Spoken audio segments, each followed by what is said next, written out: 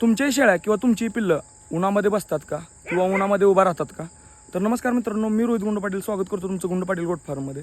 तर आता विषय कसा व्हायला लागला आहे, दिवसभर ऊन पडतंय आणि संध्याकाळच्या टायमिंगला म्हणजे 4-5 वाजता एकदम पावसाचं वातावरण होतं. ह्या वातावरणाच्या बदलामुळं जनावरं जे आहेत, मग शेळ्या असू द्या, तुमच्या मेंढ्या असू द्या किंवा पिल्लं असू द्या, ते आजारी पडायला लागले. मग आजारी म्हणजे काय, तर एक त्यांना 2 दिवस तर चारा वगैरे खातात पण त्यांच्या अंगामध्ये ताप राहतोय. जसं आता मी माझा अनुभव सांगतोय, तर हळूहळू चाकत माकत खायला चालू करतात चारा.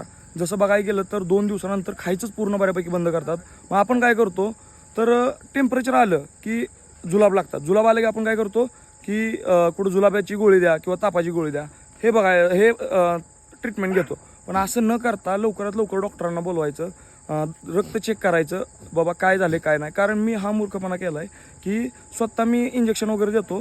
तर माझा जो अनुभव आहे मी तुम्हाला सांगतोय की डॉक्टरांना लवकर दाखवायचं. कारण मी अँटीबायोटिक वापरून त्याला सगळे इंजेक्शन वगैरे देऊन दमलो, पण माझं जनावर काय नीट होईना. मग मी काय केलं, डॉक्टरांना दाखवलं, बघितलं तर HB कमी झालं. HB म्हणजे काय, रक्तातील हिमोग्लोबिन काय असतंय, तर रक्त जे आहे ते घट्ट असतं, त्याच्याऐवजी ते पातळ व्हायला चालू होतं. कशानं होतं, ज्यावेळेस तुमच्या जनावराला गोचिड ताप किंवा कावीळ होती. त्याच्यामुळे ह्या वातावरणामध्ये जनावराला काळजी घ्यायची आहे आणि डॉक्टरांना लवकरात लवकर दाखवायचं. न की बेसिक लेवलला जर ट्रीटमेंट घेतली तरी पण नाही कमी झालं की लगेच डॉक्टरांशी संपर्क करायचा. ही सगळ्यांनी काळजी घ्या. आणि माहिती कशी वाटली कमेंटमध्ये नक्की सांगा. व्हिडिओ जर आवडला असेल तर लाईक करा, शेअर करा, आपल्याला फॉलो करायला विसरू नका. धन्यवाद.